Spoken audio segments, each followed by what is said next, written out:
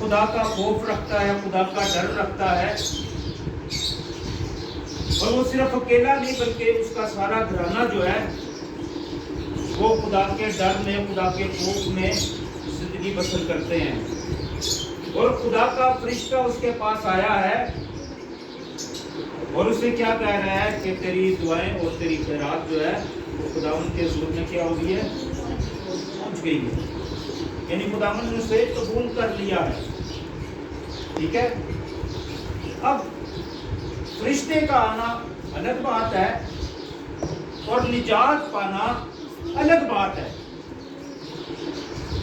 اس سے پہلے بھی ہم نے دیکھا کہ خدا کا فرشتہ آیا ہے، دانیال کے پاس بھی آیا ہے، تو اسی طرح شمشون کے ماں باپ کے پاس بھی آیا ہے، پھر مقدسہ مریم کے پاس بھی خداوند کا فرشتہ آیا ہے۔ تو اس بات کی تو ہمیں سمجھ آتی ہے کہ خداوند کا فرشتہ اگر کسی مسیح کے پاس آتا ہے تو سمجھ آتی ہے، خداوند کا فرشتہ کسی یہودی کے پاس آتا ہے تو ہمیں سمجھ آتی ہے۔ لیکن یہ تو نہ یہودی ہے اور نہ ہی مسیح ہے، لیکن خداوند کا فرشتہ اس کے پاس آیا ہے۔ کیوں آیا ہے؟ ذرا پڑھیں پھر سے۔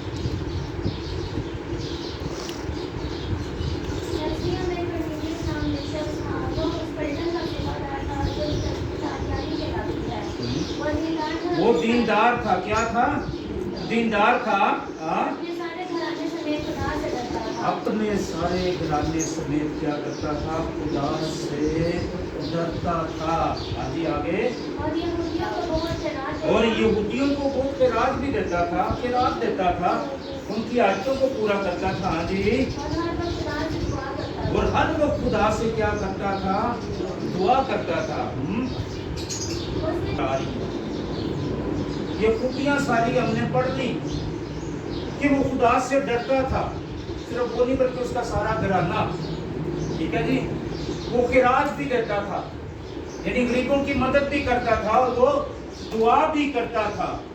ان خوبیوں کی وجہ سے خدا کا فرشتہ اس کے پاس آیا ہے، اور خدا کا فرشتہ اس کے پاس آیا ہے۔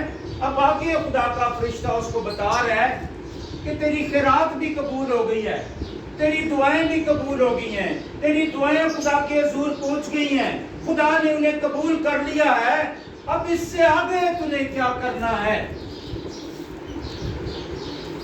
تو خدا کا کلام ہماری تربیت کرتا ہے۔ اعمال 10 باب کی 35 اور 34 آیت بھی ہم دیکھیں گے، 34 35۔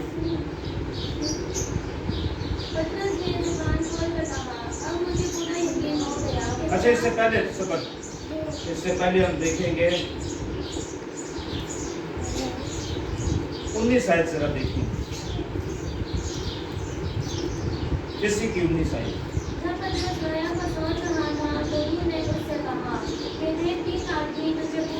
اب وہاں پہ کیا ہوا ہے؟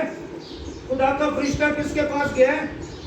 کرنیلیس کے پاس، اور اس نے جا کے بتایا ہے، اور آگے ہم پڑھیں تو وہ بتاتا ہے کہ جا تو یافا میں آدمی بھیج، یافا میں آدمیوں کو بھیج دیا، کس کو بلانے کے لیے؟ بزرگ پطرس کو بلانے کے لیے، تاکہ وہ بتائے کہ اس سے آگے کیا کرنا ہے۔ 19 باب میں جب پطرس اس رویا کو سوچ رہا تھا تو روح نے اس سے، ہاں جی بولے آگے پڑھیں، کون سے آدمی ہیں جو کرنیلیس نے پطرس کی طرف بھیجے ہیں یافا کو؟ یہ وہ 3 آدمی ہیں جن کو پطرس کے پاس بھیجا جا رہا ہے کہ پطرس اس سے آگے ہمیں بتائے کہ ہم نے کیا کرنا ہے۔ کرنیلیس نے پیغام بھیجا ہے کہ پطرس کو کیا پیغام بھیجا ہے کہ خدا کے فرشتے نے آ کے بتایا کہ تو پطرس کو بلا دے اور وہ آ کر تمہارے لیے کیا کرے گا؟ دعا کرے گا۔ ہاں جی پڑھیں آگے اس کو، اپنے پاس بلا کر کیا کرے؟